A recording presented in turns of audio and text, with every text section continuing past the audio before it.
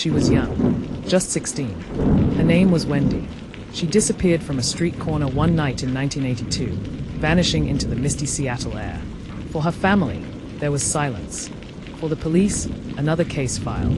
For her killer, just one more notch in a body count that would eventually climb past 49. What if the most prolific serial killer in American history wasn't the one you've heard about in documentaries?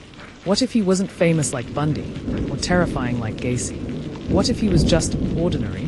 This is the story of Gary Ridgway, the Green River Killer, a man who smiled, married, and went to work every day, while secretly dumping bodies into the woods and waterways of Washington state. A man who killed with precision, then vanished into suburbia. A man who used society's neglect of vulnerable women to feed his darkness for over 2 decades. And a man who might have gotten away with it all, if it weren't for a breakthrough nearly 20 years later. Welcome to True Crime Hub. This isn't just a story about a killer. It's a story about the victims the world ignored, and the terrifying truth that monsters don't always hide in shadows. Sometimes, they smile in broad daylight. Between 1982 and 1998, dozens of women began disappearing from the streets of Seattle and King County. Many were runaways, sex workers, or homeless women, people living on the edge, often ignored by law enforcement, media, and society. Ridgway knew this. He counted on it. He'd lure victims into his vehicle, often under the pretense of paying for sex.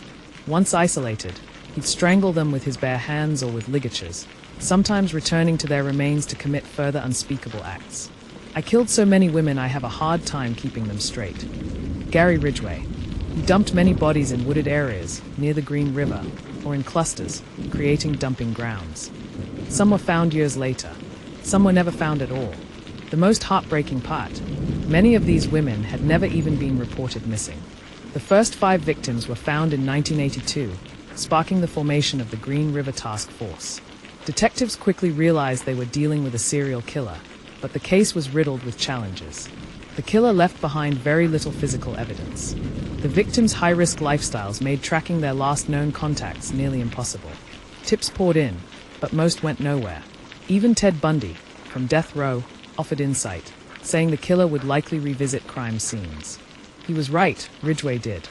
Police interviewed Ridgway multiple times during the investigation. In 1987, he was even arrested on a prostitution charge, but DNA science wasn't advanced enough to tie him to the crimes. He passed polygraphs. He kept working. He kept killing. It wasn't until 2001, nearly 20 years after the first murder, that new DNA technology finally provided a match. DNA collected from victims back in the 80s was tested again and linked directly to Gary Ridgway. He was arrested at his workplace, where he'd spent 30 years painting trucks. A man with 3 marriages, a Bible in his truck, and a quiet demeanor, turned out to be one of history's most prolific killers. In a plea deal to avoid the death penalty, Ridgway confessed to 49 murders, but investigators believe the real number is likely over 70. In cold, methodical detail, he recounted his crimes, often with no emotion. Killing was just something I did. I thought I was doing society a favor. Gary Ridgway was sentenced to life in prison without parole. He now spends his days behind bars at the Washington State Penitentiary. While the plea deal brought closure to dozens of grieving families, many questions remain. How many women did he really kill? Why did it take so long to stop him? Could better attention to marginalized women have saved lives? Even more chilling, Ridgway showed no remorse. For him, it wasn't about rage. It was about control. And it worked, for over 20 years. The Green River Killer didn't just take lives. He preyed on society's blind spots, on the women we too often overlook, the ones without advocates, without headlines. At True Crime Hub, we tell these stories not to glorify the killer, but to remember the victims. Their names deserve to be said. Their stories deserve to be known. Speech Balloon, what do you think? Did Ridgway tell the full truth? Could there be more victims we'll never know about? Subscribe to True Crime Hub for weekly deep dives into the world's darkest minds and the investigators who stopped them.